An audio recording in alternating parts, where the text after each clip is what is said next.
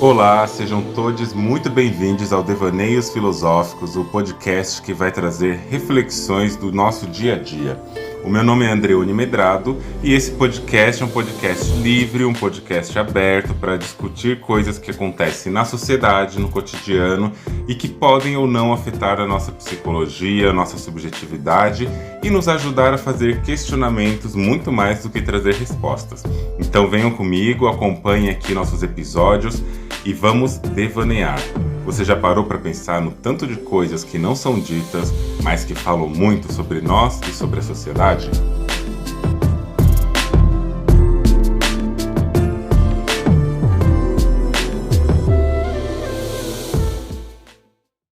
Olá, gente! Como vocês estão?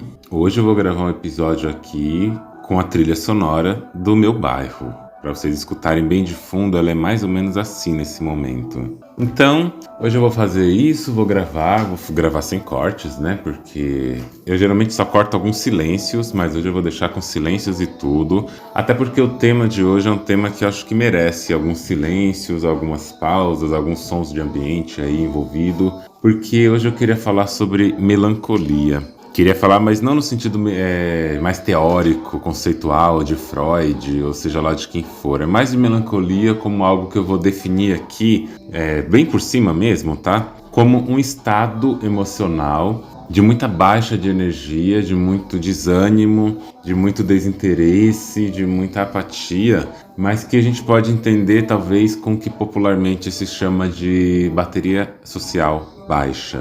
E falando um pouco, né, sobre isso, sobre essa bateria social baixa, e conversando com muitas pessoas que eu conheço que também estão no espectro autista e que estão com essa suspeita muito grande também, como no meu caso, e pensar como que a gente tem esse lugar de imaginar que a melancolia, que essa bateria social baixa é uma característica inerente de pessoas neurodiversas, né, que estar com a bateria social baixa é uma coisa dessas pessoas. Mas a minha pergunta é, será que pessoas neurodiversas, por exemplo, têm a bateria social baixa? Ou será que elas têm uma bateria social, tal qual as demais pessoas, porém, de tanto que elas precisam se antenar, ficar de olho nas coisas, ficar pensando todo o tempo naquilo que está fazendo, quando elas têm que buscar uma adequação social o tempo todo, sabe? Tem que se encaixar em todas as coisas, ficar o tempo todo muito sensível às atividades e os efeitos e os estímulos da vida.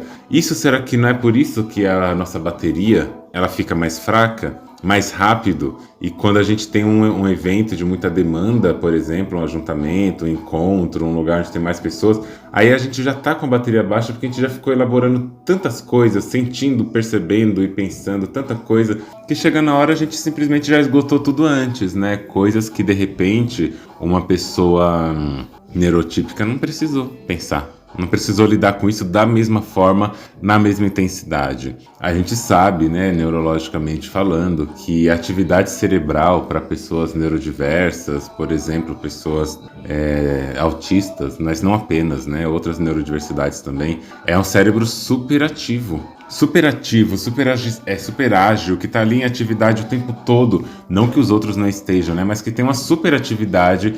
E muitas dessas coisas que eu entendo que seja essa superatividade, não a origem, mas uma coisa que provoca a manutenção dessa hiperatividade cerebral, é o fato da gente estar o tempo todo sentindo muitos estímulos de um modo mais intenso. As coisas nos tocam em um lugar mais sensível, não na sensibilidade no sentido de fraqueza, mas a sensibilidade no sentido de capacidade de recepção do mundo, capacidade de recepção do sentir, das coisas, dos fenômenos, dos estímulos. E isso consome energia. Isso nos coloca num lugar muito profundo de como que a gente percebe o mundo ao nosso redor. E aí você pensa, né? Que aí eu tô falando de pessoas neurodiversas, mas vamos pensar só em pessoas com muitos marcadores sociais de diferença. Pessoas negras, pessoas racializadas, pessoas com deficiências, pessoas gordas, pessoas que têm crianças. E aí a gente também pode pensar em pessoas trans. Essas pessoas, por não se adequarem profundamente assim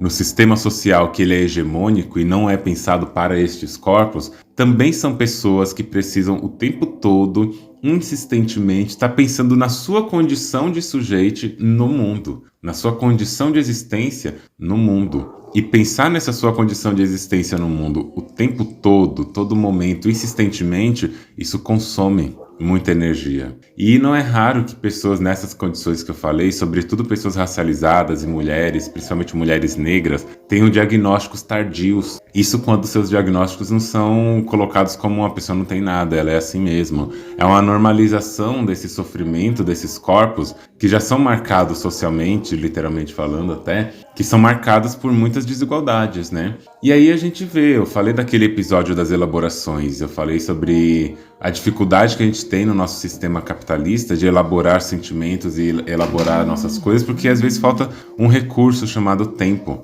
E o tempo é um recurso finito. E às vezes a gente não tem esse tempo, não tem a condição de elaboração. E quando a gente é uma pessoa que está dentro dos espectros das neurodiversidades, é muito mais pesado nesse lugar de como que a gente lida com essas emoções, como que a gente lida com isso que a gente é, com o que a gente consegue ser. E é uma coisa que a gente acaba se cobrando muito para poder entregar, né? A gente acaba se cobrando muito para poder se encaixar dentro de um espaço, se encaixar dentro de um lugar social. E esse encaixe, essa busca, que do inglês pode chamar até de masking, é o encaixe que provoca em nós uma série de reações que vem a partir de hormônios, neurohormônios, desde serotonina, dopamina, adrenalinas e noradrenalinas, né? E esses hormônios e neurohormônios, eles atuam no nosso humor, eles atuam na nossa disponibilidade de energia, e eu falo energia no sentido metabólico mesmo, na nossa disposição física, mental, de interação e como que a gente pode lidar com isso. E é sempre muito complexo, porque a gente vive também, simultaneamente, uma sociedade que é uma sociedade do espetáculo, né? Uma sociedade onde a felicidade é colocada como produto máximo e a tristeza é colocada como critério, talvez até de fracasso. Você é uma pessoa fracassada à medida que você é uma pessoa mais triste. E você é uma pessoa que atingiu a plenitude à medida que você é uma pessoa mais feliz. E o mito capitalista ainda diz que uma pessoa que é capaz de ser feliz com pouco é uma pessoa que aprendeu a viver. Só que isso é mentira, né? Porque isso acaba em muitos momentos romantizando também o que é o pouco. O que é conseguir ser feliz com pouco, que às vezes pode ser transformado, inclusive, numa adequação a uma situação de vulnerabilidade, e esperam que a massa se contente com isso que ela faz, com isso que ela tem, e a partir daí as pessoas vão meio que construindo um lugar simbólico de eu vou buscar o máximo que eu puder pela felicidade, o máximo que eu puder pela alegria, pela prosperidade, pelo sucesso, mas se eu não conseguir isso, eu vou me colocar aqui nesse lugar de alegrar-me com aquilo que eu tenho, de ser feliz com pouco. E aí a gente vê, né, como que essas coisas pesam, como essas coisas impactam a nossa própria noção de vida, porque imagina que a gente está no estado melancólico em algum momento da vida e a gente tem nesse estado uma profunda tristeza, uma profunda baixa de vontades, de desejos, de entusiasmo, ou coisas que a gente gosta muito de fazer, naquele momento perde toda a graça, lugares onde a gente gostaria de estar, naquele momento perde o sentido, e a gente simplesmente tem uma queda muito profunda, de um tom até depressivo. Algumas pessoas já são deprimidas e então isso pode ser ainda mais intensificado.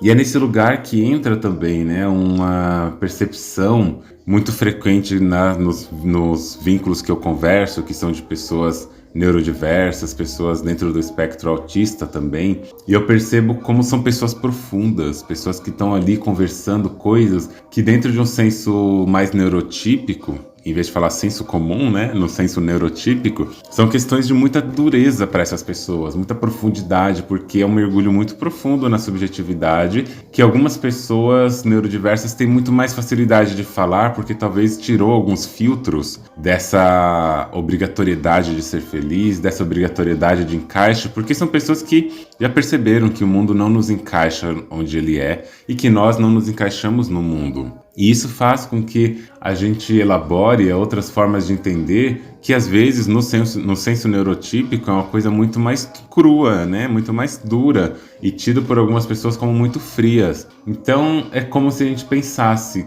o que nos produz no lugar de mundo para que a gente consiga também nos estruturar. E dessa maneira que a gente se estrutura, isso também possa ser estruturante das nossas relações. E se ficou muito confuso essa última parte, eu falo que é assim. Eu aprendi uma coisa com a professora Vera Estela Teles, lá no Instituto de Psicologia, que ela chama de estrutura estruturadora. Eu tô até pensando em fazer um episódio só sobre isso, mas vamos ver, né? Como que a melancolia vai trabalhar nos próximos dias. Mas é um termo que ela usa para poder pensar como que a gente tem uma estrutura de funcionamento que a gente foi aprendendo, foi construindo, foi modelando essa estrutura a partir, obviamente, dos fatores do ambiente, da nossa convivência, da sociedade, e como uma vez essa estrutura construída e produzida, ela vai ser estruturante das nossas ações, dos nossos desejos, das nossas práticas e da escolha até mesmo amorosa, pessoal, profissional, de amizade, como que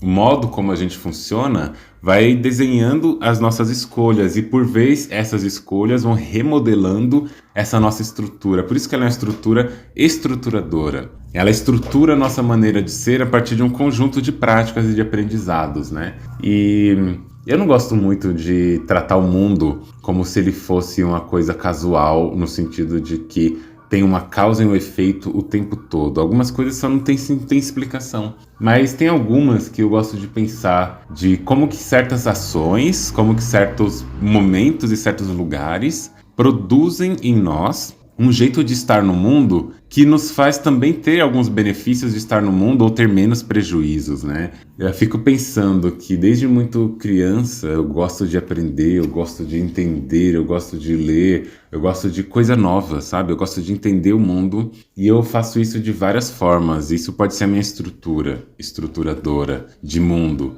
E eu percebo que com o tempo eu fui querendo aprender o máximo que eu podia. Eu ia muito para a igreja, como eu conto num episódio aqui também, e eu frequentava muito essa igreja. Eu fazia coisas ali que era aprender mesmo, entender os significados, as cosmologias e cosmogonias daquele momento religioso, mas também compreender o universo, a formação ao meu redor. E eu percebia que quanto mais eu aprendia, quanto mais eu sabia das coisas, quanto mais eu mostrava que eu sabia, mais as pessoas se aproximavam de mim.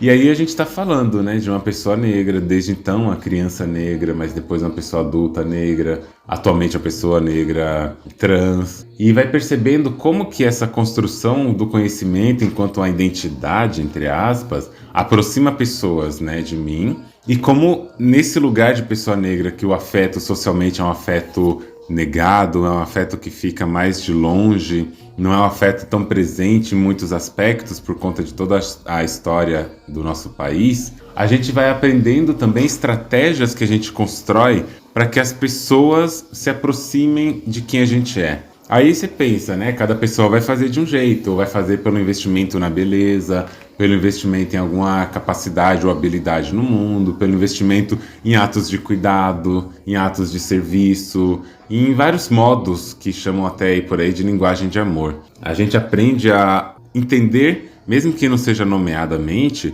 a entender como que o nosso comportamento nos aproxima ou nos afasta das pessoas. E aí eu me pergunto hoje, né, o efeito do racismo na sociedade e na minha vida, se o fato de eu saber tanta coisa, ou então querer, pelo menos, saber tanta coisa e divulgar e compartilhar e falar disso e falar daquilo, não é uma produção desse meio, não é uma produção desse lugar que a gente acaba encontrando para trazer pessoas para perto, para ter afeto. E eu fico pensando que o quanto disso, e eu tenho certeza de algumas partes, né, do quanto dessa minha imersão no mundo de conhecimento, no mundo acadêmico, passa muito por esse lugar de validação de quem eu sou perante a sociedade, porque o que seria eu, uma voz negra nesse mundo, falando coisas que não tivessem um respaldo acadêmico, né, no mundo que eu transito. Esse respaldo acadêmico não diz sobre quem eu sou, mas pressupõe para quem me escuta de fora esse lugar de que eu sou uma pessoa válida, porque eu estou falando dentro de um lugar de saber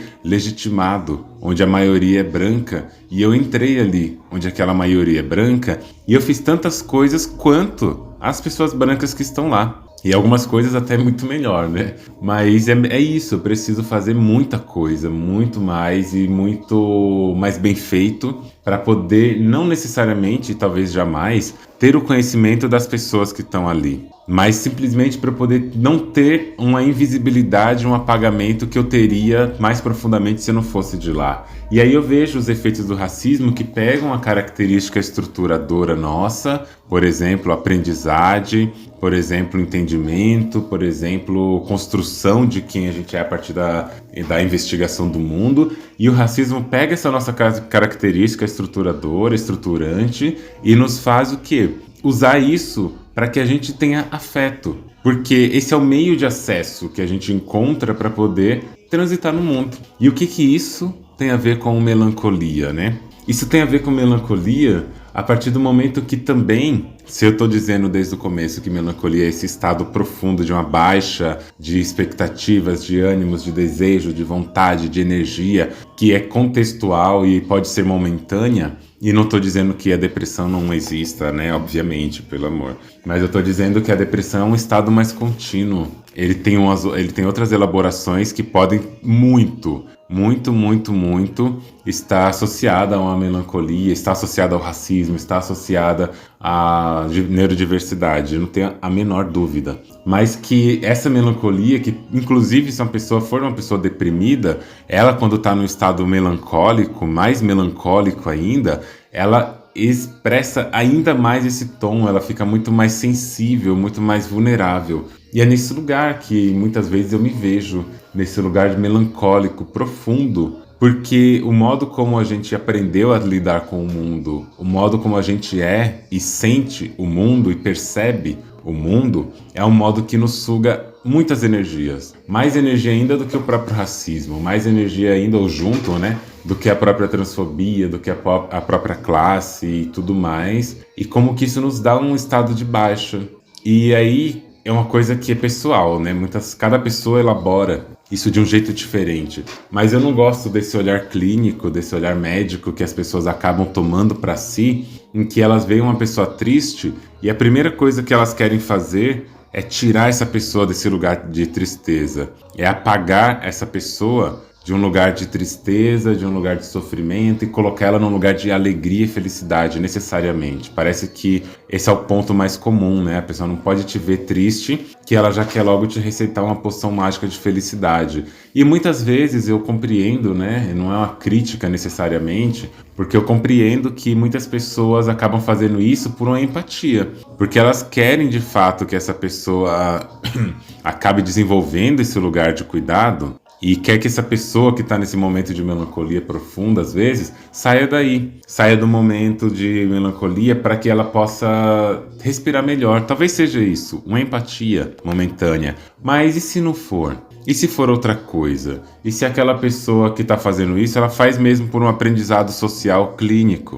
Um aprendizado que vai construir nesse sujeito social um olhar de que tá bom, essa pessoa tá triste, existe um lugar que ela deva ocupar socialmente, que é o da alegria e da felicidade, então eu vou produzir essa ocupação e vou dar para ela felicidade porque eu acho que é a melhor coisa que existe, então, portanto, né, eu acho que aquela pessoa também gostaria de estar feliz. Só que a depressão, a melancolia, a tristeza, elas participam da vida desse ser, né, desse organismo, e ela também orienta. E aqui eu digo, ela estrutura também o pensamento daquela pessoa. Nem sempre querer chegar e colocar aquela pessoa num lugar de felicidade instantânea vai ajudar. Às vezes vai atrapalhar aquela pessoa. Ah, mas o que eu tenho que fazer então? Eu tenho que sentar e chorar com a pessoa? Eu tenho que falar para a pessoa, olha, se vira aí, quando você precisar me chama e é o seu caminho aí, ó, segue o seu rumo, qualquer coisa eu tô aqui. Talvez. Mas será que essa é a única forma que a gente tem de acolher uma tristeza, de acolher uma situação de melancolia, de profunda tristeza mesmo? Será que esse é o único jeito que a gente consegue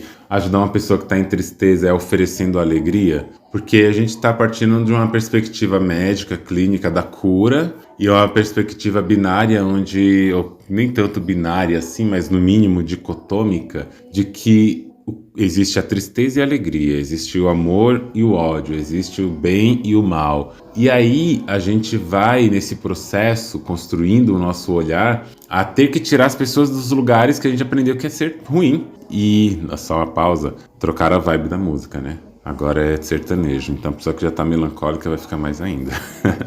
Mas voltando. Esse lugar que a gente aprende em que a tristeza é um problema, é um jeito até de a gente não saber lidar com as nossas emoções, e que eu suspeito fortemente que a tristeza se torna um problema ainda mais acentuado nos períodos e épocas do neoliberalismo. Não necessariamente ali a partir de 1970, né, num boom do neoliberalismo, mas até antes, eu diria, um pouco antes, onde a tristeza começa a ser retratada como um problema a ser resolvido. E a felicidade, o mercado da serotonina, o mercado da endorfina, do prazer, acaba tomando tanto conta do nosso mundo, do nosso universo, que a gente tem que aprender a sorrir para fotos onde a gente está triste, que a gente tem que aprender a estar para cima. O movimento coach é um movimento que trabalha essa fragilidade humana em aceitar e acreditar que a tristeza é um problema a ser resolvido, que a pobreza, eu sei que a pobreza tem suas complicações, né?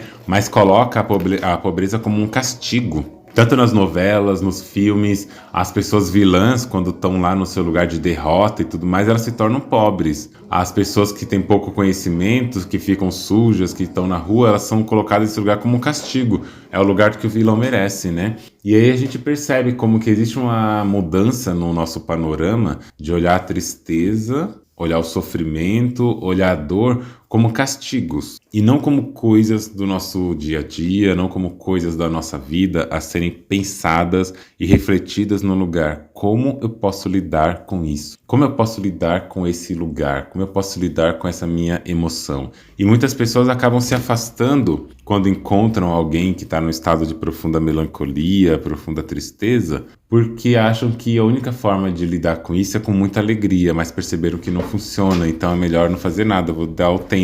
Quando às vezes, né, essas pessoas também, não por acaso, muito melancólicas, muito tristes, têm toda uma construção social do afeto, do desejo, do cuidado, que é muito voltada num ponto de muita defesa. E aí eu tô fazendo várias voltas, porque são devaneios filosóficos, né? E aí eu tô fazendo aqui uma nova volta, que passou um flash na cabeça importante de dizer, que é o modo como muitas pessoas neurodiversas, muitas pessoas melancólicas, e aqui eu tô quase criando um estado de personalidade melancólica, que são essas pessoas que têm muito um lugar de proteção de si. A gente tem muito medo do cuidado alheio, a gente tem muito medo de estar num movimento onde nós temos medo de abrir a nossa ferida e expor a nossa ferida para uma outra pessoa olhar, porque por muitas vezes isso pode ter acontecido também. Quando fizemos isso, a nossa exposição a esse lugar, a nossa exposição a essa dor e a essa ferida foi machucada. A gente sentiu ferida em cima da nossa ferida e fomos aprendendo com o tempo a lidar num lugar que é um lugar muito mais do campo de eu não vou me abrir, eu vou ter que aprender a me cuidar só, eu vou ter que aprender a me proteger só, eu vou ter que aprender a ser, eu vou ter que aprender a fazer a minha vida acontecer no meu canto, do meu jeito, da minha forma. Então não é muito raro que pessoas mais melancólicas, por mais que sejam pessoas sorridentes, porque uma coisa não tem nada a ver com a outra, pessoas mais melancólicas acabam desenvolvendo também esse lugar de um certo isolamento para lidar com a melancolia, que pode inclusive dar o tom dessa melancolia, né? E esse isolamento não necessariamente é um isolamento desejado, não necessariamente é um isolamento natural daquela pessoa, daquele corpo, daquele ser. É um isolamento que vem dentro de uma produção de uma profunda temerosidade. A gente tem até medo de nos abrir muito e ser frustradas de novo, de receber uma frustração como resposta. E isso constrói, ao longo do que eu estou chamando aqui, a partir da minha querida professora Vera Stella, de estrutura estruturadora. Como que a gente vai se produzindo a partir das experiências que a gente tem. Então a gente se fecha dentro de um saber, a gente se fecha dentro de uma expectativa, a gente se fecha dentro de uma norma. que a gente acaba instituindo, que é: não posso me abrir, porque se eu me abrir, eu vou sofrer, e eu não posso me abrir, porque se eu me abrir, eu vou ter um lugar de dor, de sofrimento muito grande, muito crítico aqui na minha vida, que é melhor eu fazer isso só. E é impressionante, né, o quanto que a gente nesse movimento, nessa loucura, entre aspas, né, porque para o mundo são pessoas loucas, pessoas que não sabem lidar muito bem com o mundo e com as suas realidades, né, mas que são maneiras que a gente tem de perceber que às vezes a gente vai ficar só. E muitas vezes com medo de antecipar esse abandono, para antecipar esse descuidado que podem ter com a gente se isola antes. E as pessoas, quando olham para isso, falam: eu acho que essa pessoa gosta de ser assim. Acho que essa pessoa gosta de ficar só, isolada. E às vezes é porque a gente tem medo de se abrir. Porque são muitas decepções, são muitas frustrações, é uma incompreensão desse senso neurotípico muito grande de não entender que as pessoas têm funcionamentos diferentes, funcionamentos neurocognitivos diferentes, tempos de processamento muito diferentes da realidade da maioria das pessoas, e como que isso impacta profundamente o nosso modo de interação social, o nosso modo de planejar o mundo, o nosso modo de enxergar o mundo. Algumas pessoas vão ter questões profundas, por exemplo, pensando no autismo, né? Com horários, com combinados, de um jeito que eu marquei um combinado com alguém, eu marquei alguma coisa com a pessoa, eu vou realmente lidar com esse combinado e vou fazer até o fim. E vou organizar minha semana, vou organizar minimamente o meu dia para aquele acordo, para aquele combinado. Aí chega num momento, aquela pessoa desfaz o acordo, desfaz o combinado. Eu não vou poder ir por isso, por isso e por isso. E isso bagunça a nossa cabeça, mexe na nossa cabeça de um jeito que, para o que algumas pessoas é simplesmente uma mudança de humor e de ideia de que hoje não vai rolar, não vou poder ir. Para a gente que está dentro desse lugar neurodiverso, sobretudo algumas pessoas no espectro autista, porque eu também não acho que vale a pena e não é correto a gente generalizar, falar que pessoas neurodiversas são assim, porque é ir contra o próprio nome, né, de neurodiversidade. Mas aqui eu falo mais do meu lugar e não quero que isso seja tomado como uma norma para todo mundo, mesmo que tenha algumas identificações, né? Então eu não quero generalizar. Mas é muito esse campo de que o horário, por exemplo, é só um exemplo factual, não é só uma coisa do tipo pontualidade, não é só uma coisa higienizada do colonialismo que coloca um tempo de funcionamento do mundo e que aí a gente fica nesse olhar capitalizado da vida. Não é isso. É um modo de funcionamento de organização. Eu lembro desde criança, né, quando eu começava a sair de casa, porque desde muito cedo, com meus 10 anos eu já lembro disso, eu e meu irmão mais velho, a gente que fazia as compras de casa. E eu tinha muitos padrões de vida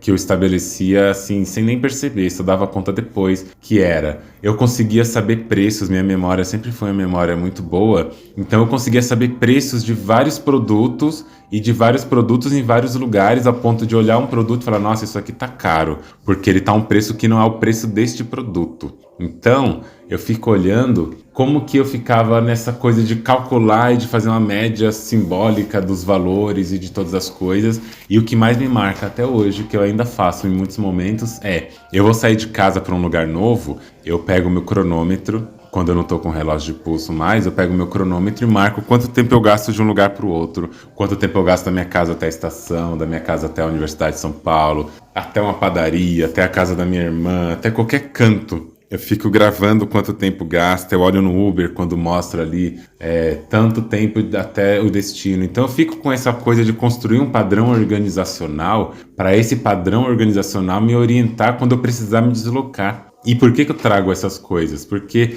esse é um outro ponto da literalidade de alguns fatos, o ponto de uma ansiedade muito grande quando as coisas não são ditas, quando as coisas são não ditas, ocultas. Quando existe um padrão de comportamento, esse padrão muda de repente, aí eu acabo às vezes mudando o meu próprio comportamento na cena, porque esse padrão mudou. E tudo isso exige muito consumo de energia, tudo isso exige muita elaboração, exige muita alteração diária de modos de percepção, né, da vida e de intensidades, que por sua vez vai produzir o quê? Um esgotamento. Produz um esgotamento que se soma às cobranças do dia a dia, que se soma ao racismo, que se soma a um monte de outras coisas. E esse esgotamento, ele é tão sério que quando a gente está num lugar de baixa generalizada, a gente entra quase que nisso que eu chamo aqui, né? De melancolia mesmo. De não ter condições de lidar com aquela situação naquele momento e precisar se recuperar. E aqui eu falo coisas, por exemplo, para pessoas que querem pensar o convívio com pessoas neurodiversas ou com pessoas melancólicas.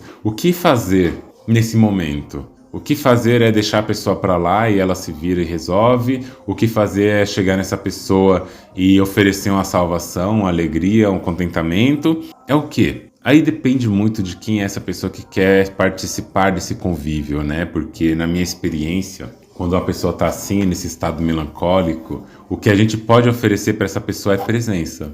Alguma presença, não a presença de transformação. É só aquela presença do tipo, estou aqui do lado. Não precisa falar comigo, não precisa interagir comigo, não precisa fazer nada, mas eu tô aqui. Eu tô aqui, se precisar de mim, conte comigo. Eu quero ser presente para você. E às vezes é só uma presença, né? Porque é muito comum nisso que eu estava contando, por exemplo, lá no comecinho, da gente desenvolver essa habilidade, por exemplo, intelectual, que poderia ser qualquer outra, mas intelectual, para viver e estar no mundo, ser uma pessoa super densa em muitos aspectos, e as pessoas se atraírem e se orientarem por isso. Se atraírem e se orientarem em nossa direção por conta dessas nossas habilidades. Então a gente aprendeu que isso traz pessoas para perto, então a gente reforça esse comportamento. Só que ao mesmo tempo, essas pessoas estão com a gente às vezes porque elas gostam dessas características e não necessariamente de nós. E quando a gente tem uma situação muito mais profunda, muito mais densa e muito mais sensível e precisa dialogar sobre isso, a pessoa não está ali, porque ela não está nem preparada para ouvir essas tristezas, para ouvir esse lugar profundo de apatia, de muito desânimo com a vida, com o mundo, de um pessimismo às vezes. E a pessoa não está pronta para estar ali. E o que a gente sente enquanto a pessoa melancólica no momento melancólico, se a gente não tem um acolhimento para essa situação? A gente se sente só. Se sente numa solidão gigante, se sente num oceano de pessoas, a gente se sente ilhada num oceano de pessoas, rodeada por pessoas que às vezes a gente influencia muito com o nosso comportamento, produz muitas coisas nessas pessoas, mas que quando é a gente, nesse momento mais sensível e crítico, nós estamos sós, no mundo rodeado de pessoas. Quem vive em São Paulo, especificamente, no centro de São Paulo, entende muito bem o que eu estou dizendo. Entende que é um lugar cheio de pessoas, muito cheio o tempo todo, as ruas, o metrô, o ônibus, mas é um lugar absolutamente solitário. É um lugar onde você trafega por todos os cantos, por todos os lados, e cada pessoa está conectada no seu universo particular, se trombam, atravessam uma na frente da outra, às vezes até se olham nos olhos, mas são pessoas sozinhas, que muitas vezes tem até uma invisibilidade social de que a gente se sente meio que ninguém. Porque ninguém te nota, ninguém te vê, e às vezes isso é bom, né? Mas às vezes ninguém te vê e você é só mais um corpo trafegando naquele mar de formigas que trafegam sem porquê. E entender e compreender esse lugar da neurodiversidade nas pessoas, na vivência, para quem não é uma pessoa neurodiversa, é um lugar de também a gente tentar, já que a gente fala tanto de desconstrução, já que a gente fala tanto de anticolonialismo, e já que a gente fala tanto de afeto, é um lugar da gente tentar compreender esses universos dessas pessoas, compreender esses lugares onde cada pessoa está transitando, onde cada pessoa está vivendo e onde cada pessoa está existindo enquanto ser humano, diferente mesmo, e falar como que eu posso participar, né? Porque isso não acontece só nas relações amorosas, não, está muito longe. Isso acontece na criação de filhos, na interação com amigos, com parentes, com irmãos e irmãs, e pai e mãe, onde se a gente não entende esses estados, a gente vai se aprofundar numa produção capitalista da felicidade a qualquer custo. E aí eu me pergunto também, pessoas que sempre estão apresentando a felicidade, pessoas que estão sempre apresentando o mundo no melhor jeito que é para tentar salvar pessoas da tristeza, e é isso, tentar salvar as pessoas da tristeza. Será que elas fazem isso porque elas realmente acreditam na felicidade, na alegria e que esse é o melhor lugar para se habitar? Ou será que elas fazem isso porque elas não conseguiriam lidar um minuto de frente do espelho? Porque às vezes quando você conversa com uma pessoa melancólica, você também tem que estar preparado para poder entender o que essa pessoa melancólica está transmitindo, e às vezes ela vai transmitir coisas que você também se identifica, que você também tem uma sensibilidade a respeito, só que você não quer olhar para isso e faz isso num lugar de mascaramento, num lugar de se esconder dessas fragilidades. E aí, obviamente, o capitalismo entra com muito brilho. Porque ele vai entrar nesse lugar de construção do desejo, de construção da identidade a partir da anestesia das angústias. O capitalismo, o neoliberalismo, ele vende anestésicos de angústias, seja num sexo, seja numa pílula, seja num evento, seja numa comida, seja numa venda da sua própria imagem, seja no número de curtidas e compartilhamentos que os seus posts receberam,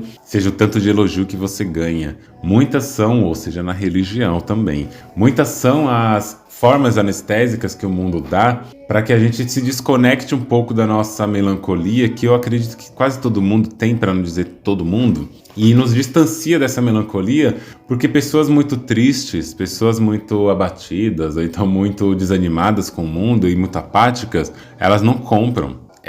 Pessoas que estão nesses estados, né? Elas não compram, elas não saem muito de casa, elas não têm interesse nessa produção do capitalismo. Só que o capitalismo, ele captura as pessoas no momento imediatamente anterior a esse estado de melancolia, que é que pessoas com a tendência melancólica, mas que compram a ideia de que a felicidade é o prêmio, são pessoas que potencialmente vão consumir todos os produtos que puderem no sistema capital e neoliberal, para que não caiam na cilada, no risco de ficarem melancólicas, no estado declarado de melancolia. E é um pouco isso que eu queria falar aqui também, pensar a respeito da nossa vivência, perguntar se a gente gosta mesmo, né, da solitude e de ficar só e de se isolar, ou se a gente tem medo de se abrir e revelar nossas feridas para outras pessoas que de repente podem ou não cuidar delas direito, e se a gente se esconde porque gosta ou porque aprendeu a se defender.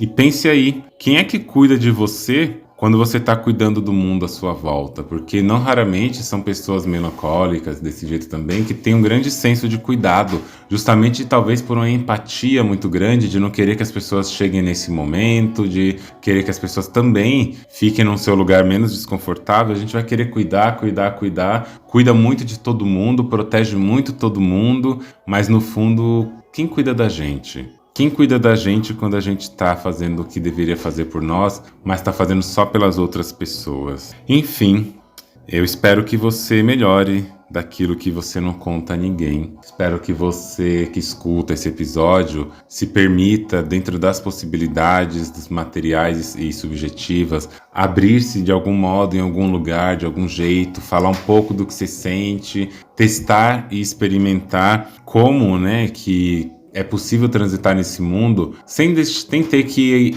aniquilar a tristeza, aniquilar a melancolia. Como que você, sendo você pode se acolher, ser acolhido, respeitar, ser respeitado, respeitar seus tempos, respeitar seus espaços. E para você que convive com pessoas que são melancólicas, entender que não precisa necessariamente oferecer um caminhão de mudanças e não precisa necessariamente oferecer coisas que sejam transformadoras. Às vezes uma companhia, uma presença, um abraço, estou aqui, pode falar o que você está sentindo, se você estiver preparado, né, psicologicamente para isso também. E eu poderia até falar, vai procurar terapia, mas eu não quero entrar nesse lugar de ter a terapia como o único campo de acolhimento para pessoas assim, porque eu acho que é desumanizar um pouco as pessoas, relegar elas sempre a esse espaço de que, se não for um acompanhamento profissional, ela não tem condição de existir do jeito que ela é. Óbvio que tem sua importância, né, obviamente, mas como que a gente faz isso também no dia a dia? Como que a gente faz isso na nossa vivência? Espero que esse episódio todo devaneado, cheio de idas e vindas, de reflexões soltas num sábado à tarde ao som de funk sertanejo na minha vizinhança, sirva de alguma coisa pra gente refletir e refletir o cuidado, refletir o modo como a gente lida com nossas relações humanas, nossas emoções, nossos desejos e com os nossos medos também. Você já parou para pensar? É isso por hoje, pessoal. Espero que vocês tenham gostado desse episódio. Lembrando que vocês podem seguir o meu perfil no Instagram, andreone.medrado, e você também pode seguir no Twitter, que tá andre1medrado. Vocês também podem enviar seus depoimentos, reflexões, críticas e sugestões no link que eu vou deixar aqui na bio, na descrição de cada episódio, de um formulário. Espero por vocês nos próximos episódios. E já não esquece, compartilhe esse podcast com alguém que você conhece, avalie esse podcast ali, porque isso nos ajuda a alcançar mais pessoas e ajuda também na nossa produção de conteúdo. Vejo vocês em breve e um grande beijo e até mais. Você já parou para pensar?